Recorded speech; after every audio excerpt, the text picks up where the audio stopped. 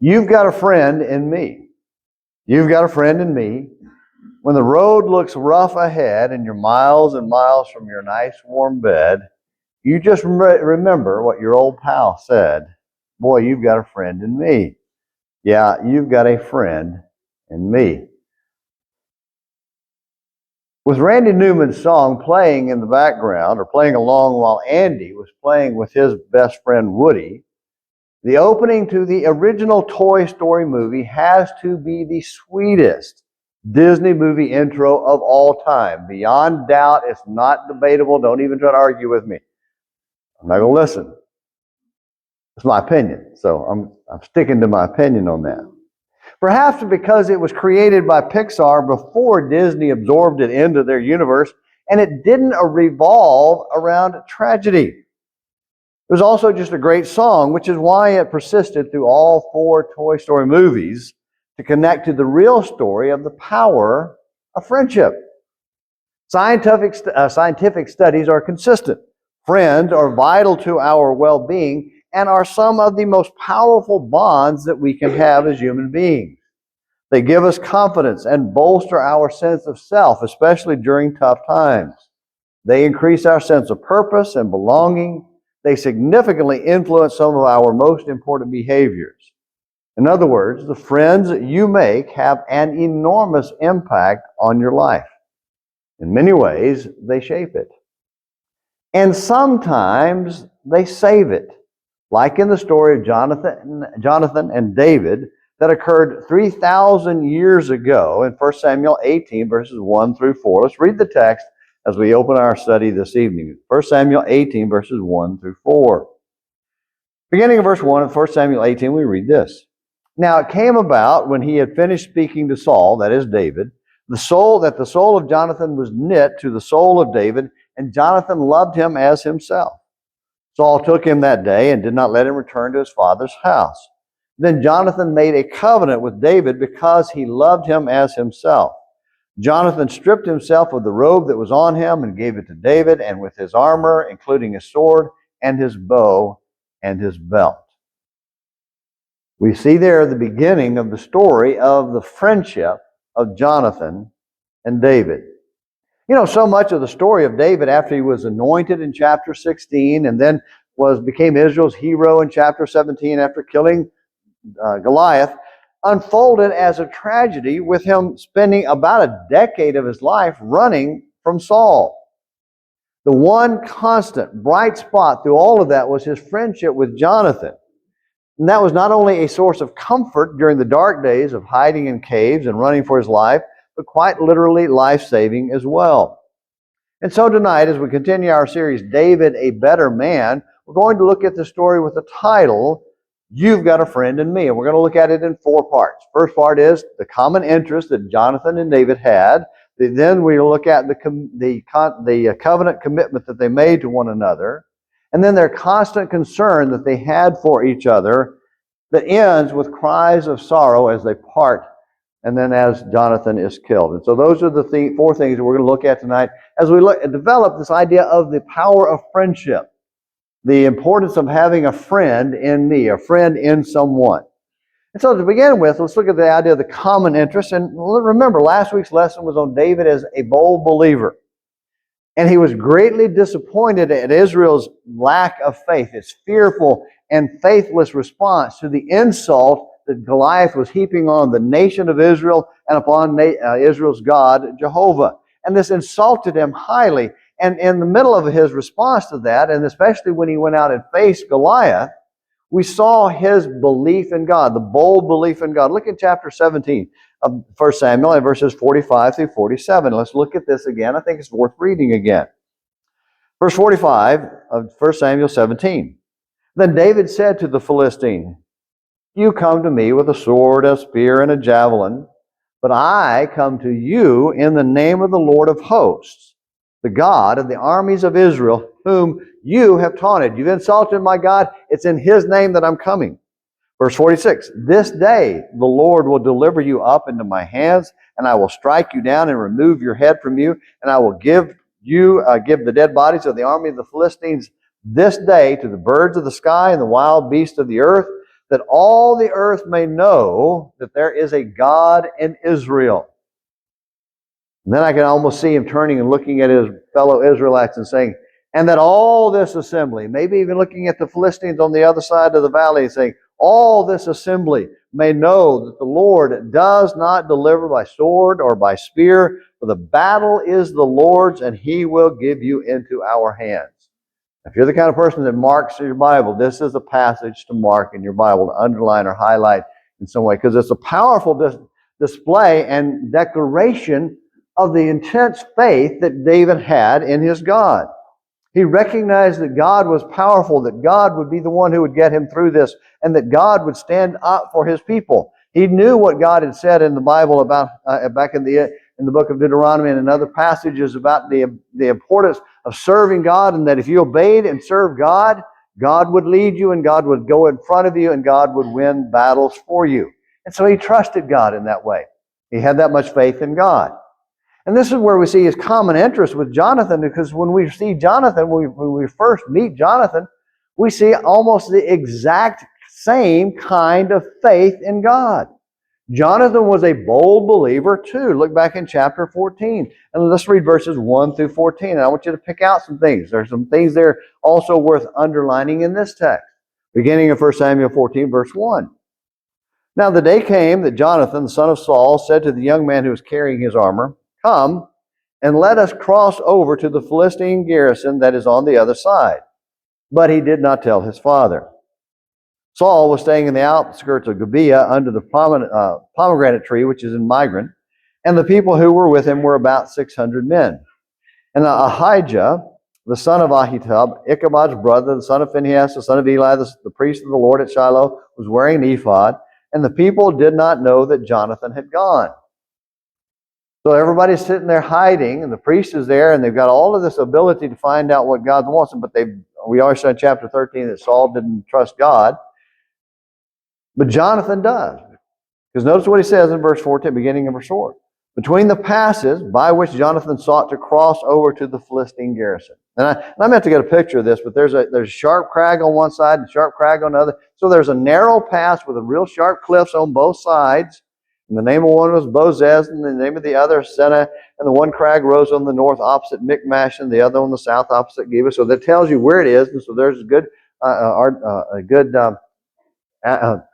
confidence that they know where that is in their pictures that show it's just really sharp, narrow cliff, or narrow valley through sharp cliffs. So first of all, it's difficult to go through, and so anybody on top will see who's coming through. And so Jonathan says to his armor bearer, in verse 6, said to the young man who was carrying his armor, come and let us cross over to the garrison of these uncircumcised. Perhaps the Lord will work for us. And so now he's demonstrating he's got a little faith. He said, all right, let's go through this. Let's go and face these guys and see what happens. And notice what he says. There's a hint here. This is a good place to underline or mark.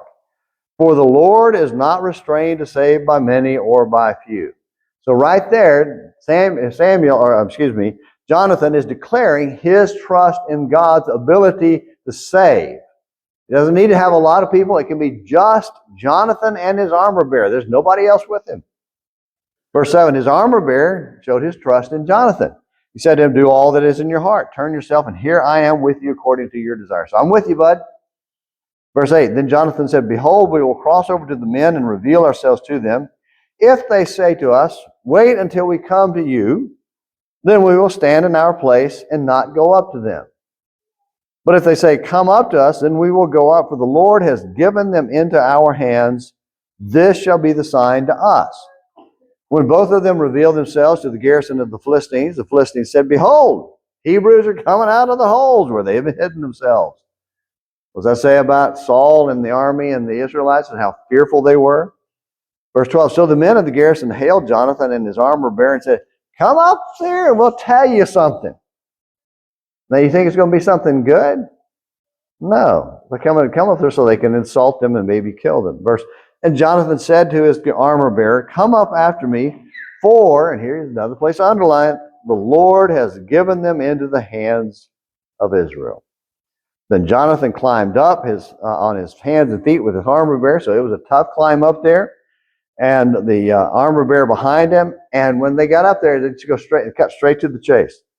And they fell before Jonathan, and his armor bearer put some to death after him. So Jonathan climbed up to the top of the cliff where the army barricade was and where these garrison of soldiers was, and he got his sword out and commenced to killing these enemies of of God of Israel. Verse 14, that first slaughter which Jonathan and his armor bearer made was about 20 men within about a half a furrow in an acre of land. So in a very small enclosed space, God got victory through Jonathan. Jonathan demonstrated a bold belief that he was a bold believer just like David. And as a result of this got the ball rolling toward a great victory for the nation. They were able to defeat this great they had this battle then that Saul had to now quit hiding and quit cowering in fear and come out and attack and go out on the offensive and attack the nation of the Philistines. And they got a great victory at this point. All initiated by the faith of one man, Jonathan, who was willing to take on 20 people by himself.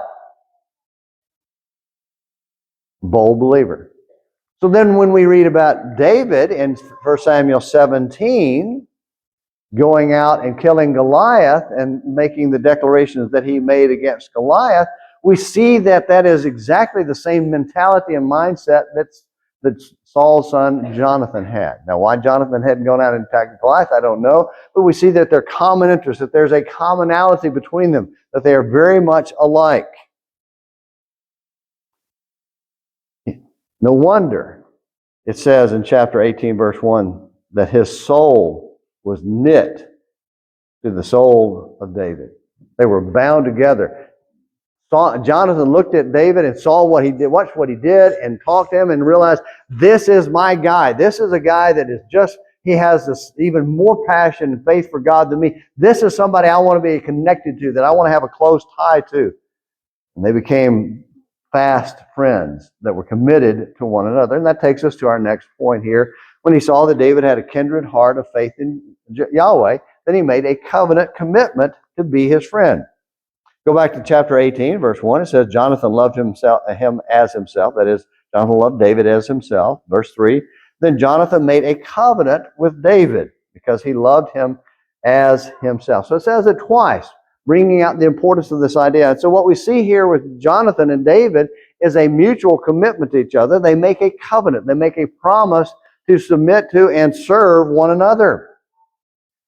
Possibly even a formal covenant, possibly even formalized with a sacrifice, but certainly with an exchange of goods. Notice what he says. He stripped himself of the robe that was on him, and he gave it to David with his armor, including his sword and his bow and his belt, symbolizing his commitment to give anything David wanted to David so that David could have what he needed.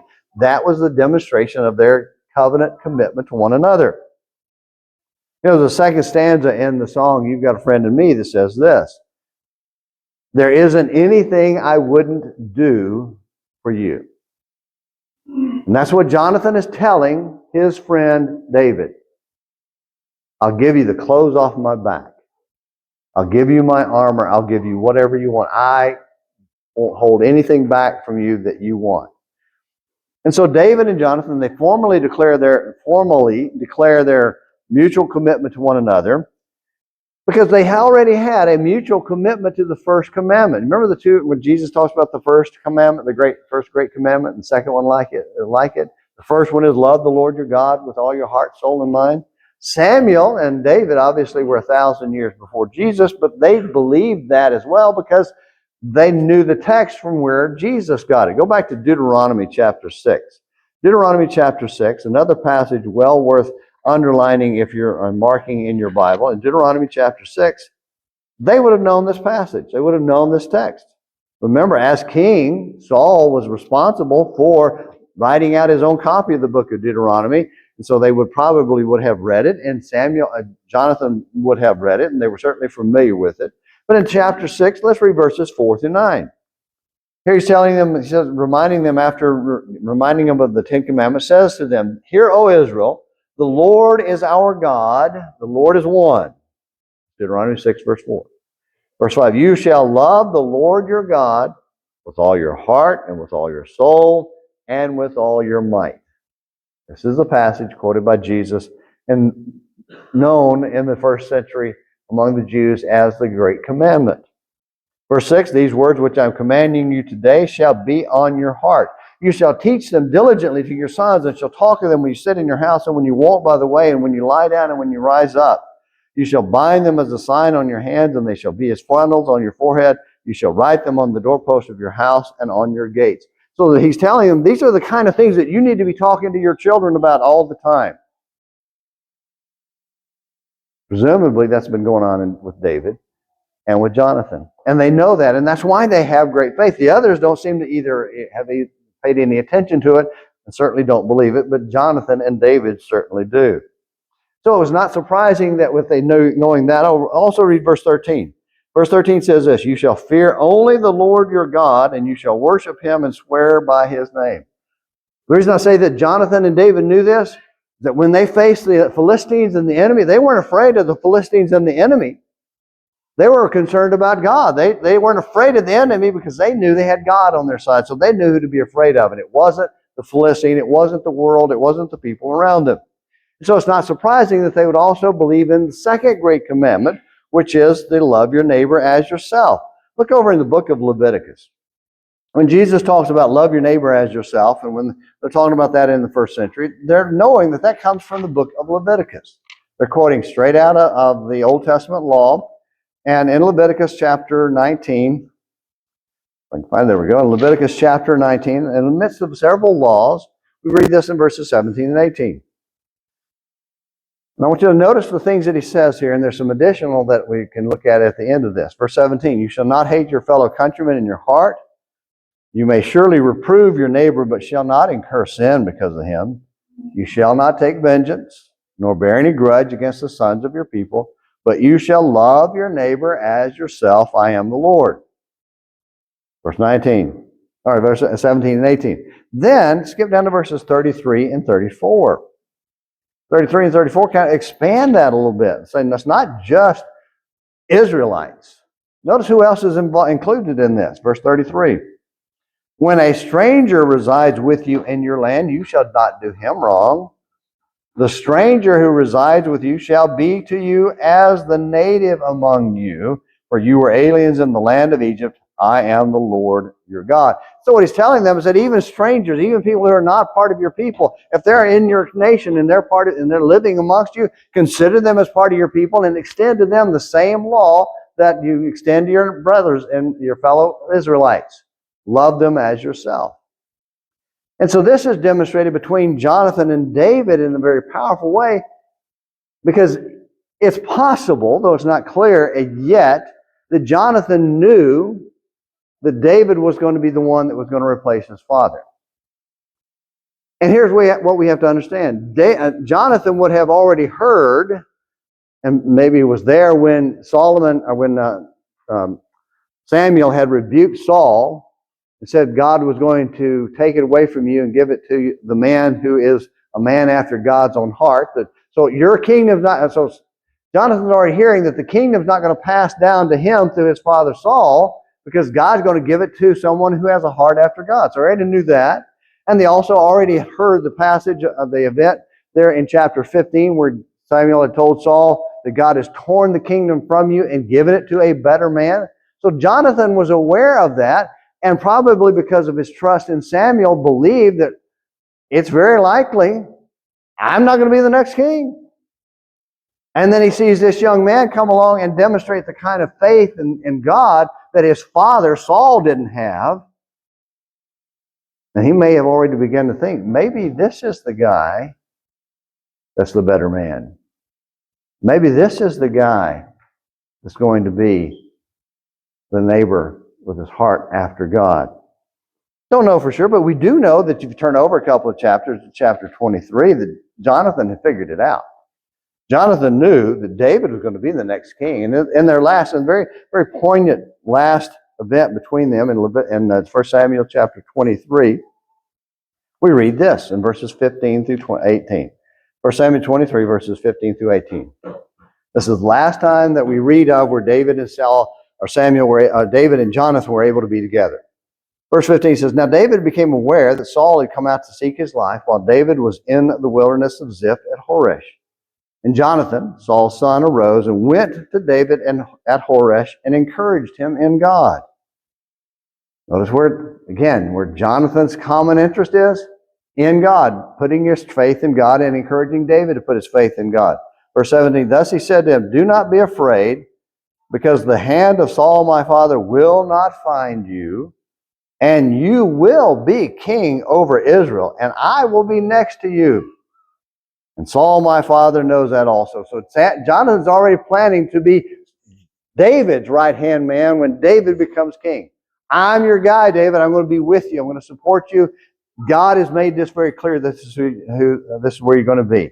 Verse 18, So the two of them made a covenant before the Lord, and David stayed at Horesh while Jonathan went to his house. And so Jonathan's covenant commitment to David was a recognition of both of them recognizing the great commandment of loving the Lord your God with all your heart, soul, and mind, and loving your neighbor as yourself. And so that was the commitment they made to others. That was the commitment they made to each other. Well, there's another line in the song that goes, You've got troubles, and I've got them too. We stick together and we see it through because you've got a friend in me. And that takes us to our idea of the constant concern.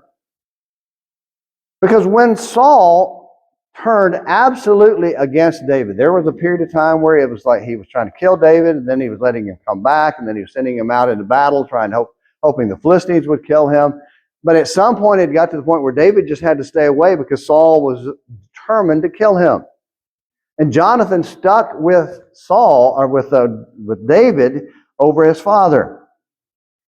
Jonathan put up with David, put his trust and his faith in God, and kept his commitment to his friend David and he maintained and demonstrated a constant concern.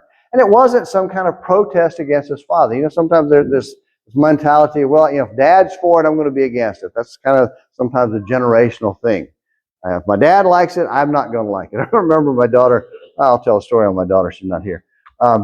When we were moving into college, we were helping set up as a freshman in college, setting up a room, and some friends came in that live here in Bowling Green, and they came in, and we spotted them, and we had gone to college with them, and we were shaking hands and hugging and talking and laughing, and their daughter was across the hallway. And our daughter looked at her, and she confesses later that she looked at our daughter, and both of them said, Our parents like each other, I ain't going to like you. They became fast friends, by the way. Yeah, just kind of that, if my parents like it, then I'm not going to like it. Well, that's not what's going on here with Jonathan and Saul. Jonathan knows that what his dad is doing is wrong, and he is going to keep his commitment to his friend David. Look back in 1 Samuel chapter 19. 1 Samuel chapter 19, verses 1 through 7. So now Saul told Jonathan his son and all his servants to put David to death. But Jonathan, Saul's son, greatly delighted in David. So Jonathan told David. So Dad says, kill David. It's like, David, hey, Dad said kill you. So we got to do something about this. Now, therefore, please be on guard in the morning and stay in a secret place and hide yourself. I will go out and stand beside my father in the field where you are, and I will speak with my father about you. If I find out anything, then I will tell you. Then Jonathan spoke well of David to Saul his father and said, Do not let the king sin against his servant David, since he has not sinned against you, and since his deeds have been very beneficial for you. For he took his life in his hand and struck the Philistine, and the Lord brought about a great deliverance for all Israel. You saw it and rejoiced. Why then will you sin against innocent blood by putting David to death without a cause? I mean, he has taken it to his dad because of his sin. His dad's messing up, and he's letting him know. Verse 6, Saul listened to the voice of Jonathan, and Saul vowed, As the Lord lives, he shall not be put to death. Then Jonathan called David, and Jonathan told him all these things, and Jonathan brought David to Saul, and he was in his presence as formerly. And so here you have Jonathan literally saving the life of David by getting Saul to relent on his order at that time to kill David. Unfortunately, it's clear that Saul turned his back on that and changed his mind and kept trying to kill him. His dad became faithless, but Jonathan remained faithful to his friend. Look in chapter 20. In chapter 20. And we're not going to read all of this, but in chapter 20, there's just so much here between David and Solomon, David and Jonathan, that just makes it almost worth spending the time reading. I just want to read a few verses from this. Chapter 20. Then David, this is now Samuel. Get it right in a minute. Saul is trying to kill David. Then David fled from Naioth and Ramah and came and said to Jonathan, "What have I done? What is my iniquity? And what is my sin before your father that he is seeking my life?" And Jonathan said, he said to him, "Far from it, you shall not die." So Jonathan's going to save his life. "Behold, my father does nothing, either great or small, without disclosing it to me. So why should my father hide this thing from me? It is not so." Verse 3, yet David vowed again, saying, "Your father knows well that I have found favor in your sight, and he has said, 'Do not let Jonathan know this, or he will be grieved.' But truly, as the Lord lives and as your soul lives, there is hardly a step between me and death." And so then they make an agreement to, David's going to stay away from the feast where he's supposed to come, where Saul would have definitely taken the opportunity to kill him. And they make the agreement that if I'm not there, and your dad asks about me, tell him I'm at a feast, and see how he reacts. So in verse 20:18, he says, "Then Jonathan said, tomorrow's a new moon, and you will be missed because your seat will be empty." And when you stay, and he talks about that, and that's where they make the agreement of shooting the arrows. Notice what happens in verse 24. The concern that Jonathan has for David almost cost Jonathan his life. So David hid in the field, and when the new moon came, the king sat down to eat food. The king sat on his seat as usual, the seat by the wall. Then Jonathan rose up, and Abner sat down by Saul's side, but David's place was empty. And this went on for a couple of days. And then verse 28, when Saul asked, "Where is he?" In verse 27, "Why has the son of Jesse not come to the meal either yesterday or today?" Jonathan then answered Saul, "David earnestly asked leave of me to go to Bethlehem, for he said, 'Please let me go, since our family has a sacrifice in the city,' etc." Verse 30, then Saul's anger burned against Jonathan, and he said to him, "You son of a perverse, rebellious woman, do I not know that you are choosing the son of Jesse to your own shame and to the shame of your mother's nakedness?" And then in verse 32, Jonathan answered Saul his father and said to him, "Why should he be put to death? What has he done?" He's not backing down. Then Saul hurled his spear at him to strike him down. He was willing to kill his own son because of his hatred of David, and Jonathan was willing to take that risk because of his concern for David. And Jonathan stormed out, and then he went and told David, "It's done. I can't do anything else. Dad's never going to change his mind." And then they are separated, and they're no longer able to be together except for very rare occasions. And that leads us to the last part of this lesson and the last part of the song. As the years go by, our friendship will never die. You're going to see it's our destiny. You've got a friend in me. And this is the scene where Jonathan understands Saul will not stop trying to kill David, and there are nothing but cries of sorrow. In chapter 20, verse 34 describes his heartbreak. Verse 34, then Jonathan rose from the table in fierce anger at his dad, and did not eat food on the second day of the new moon, for he was grieved over David because his father had dishonored him. And then he and David separated with much, much crying. Verse 42. So then, verse 41. Then when the lad was gone, David rose from the south side and fell on his face to the ground and bowed 3 times. And they kissed each other and wept together. But David wept the more because he knew he would never see him again. Although he did once more, but he was never able to be with him on any kind of consistent basis. Jonathan said to David, "Go in safety, inasmuch as we have sworn to each other in the name of the Lord, saying, 'The Lord will be between me and you, and between my descendants and your descendants forever.'" Then he rose and departed while Jonathan went into the city. Cries of sorrow, sorrowful tears when there is this awful, awful display of hatred by the man's father and David's inability to be with his friend. But the friend is going to be committed to him no matter how much pain and suffering it causes him. And then over in 2 Samuel chapter 1. Now, there are several years now of David fleeing back and forth and hiding in various places. And then finally, there's a final battle at the end of chapter 28 there in 1 Samuel, chapter 30 and 31. Saul and Jonathan are killed. And then when David finds out that his friend Jonathan is now dead, you have more tears, and you have one of the most beautiful lamenting songs over what could have been, beginning in 2 Samuel chapter 1, look at verses 11 and 12. Then David took hold of his, this is when he found out about Jonathan's death, took hold of his clothes and tore them, and so also did all the men who were with him. They mourned and wept and fasted until evening. And for the people of the Lord, for Saul and his son Jonathan, and for the people of the Lord and the house of Israel, because they had fallen by the sword. David's heart was broken. His friend was dead. And then he created the psalm. Beginning of verse 19, he tells about how your beauty, O Israel, is slain on your high places, and how have the mighty fallen. Verse 22, from the blood of the slain, from the fat of the mighty, the bow of Jonathan did not turn back, and the sword of Saul did not return empty. Saul and Jonathan, beloved and pleasant in their life, and in their death they are not parted. They were swifter than eagles, they were stronger than lions. O daughters of Israel, weep over Saul, who clothed you luxuriously in scarlet, who put ornaments of gold on your apparel. How have the mighty fallen in the midst of the battle? Notice what he says about Jonathan. Jonathan is slain on your high places. I am distressed for you, my brother Jonathan.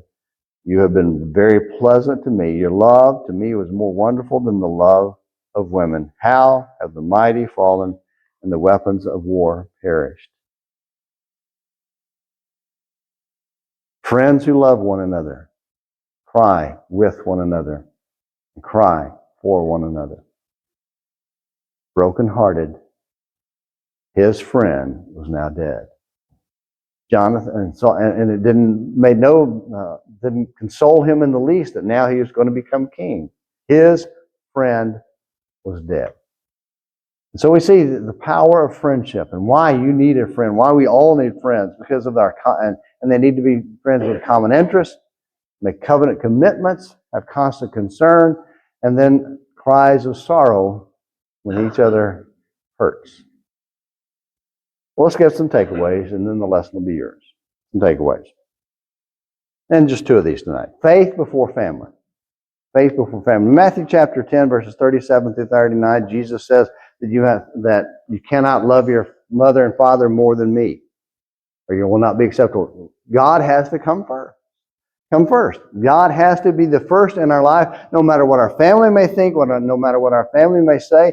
I don't know that there's anybody in here who's had to walk away from family relationships to be faithful to Christ, but people do, and it happens, and we have to be willing to do what God says, no matter what our family says. So faith comes before family. And the second thing is pursue friendship with your church family. Try to make friends with your church family.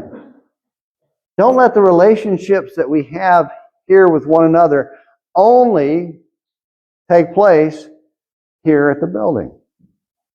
Reach out to and find ways to connect with one another, because when you think about it, who else do you have a close common interest with like you have with your brothers and sisters in Christ? Now, I have a cousin that, in fact, he's coming in the fall for a gospel meeting here named Larry McClenny, and he and I grew up together, went to Florida College together. He's a preacher and I'm a preacher, and we spend a lot of time and do vacations and stuff together. And we have a lot of other family that we grew up close to, but he and I have a close relationship, unlike I have with any other of my cousins or even my own sisters, because of our common interest in the cause of Christ. Think of it in those terms. You have the basis for a true friendship right here, people that you go to church with, far greater than any other relationship and any other friendship that you could have in the world. You might have an interest over sports or all kinds of other things, but this relationship we have with each other through Christ should be the basis for the greatest friendships you will ever have in your entire life. So pursue those. Pursue those kind of friendships. And Colossians 3 talks about your loving for one another, where you're a mutual love and a mutual forgiveness and a mutual pursuit of concern for each other. That's what I want you to take away from tonight's lesson. We'll go ahead and get your songbooks out. We're going to sing a song of invitation here. And basically, we're going to ask just a couple of questions. Wrap up.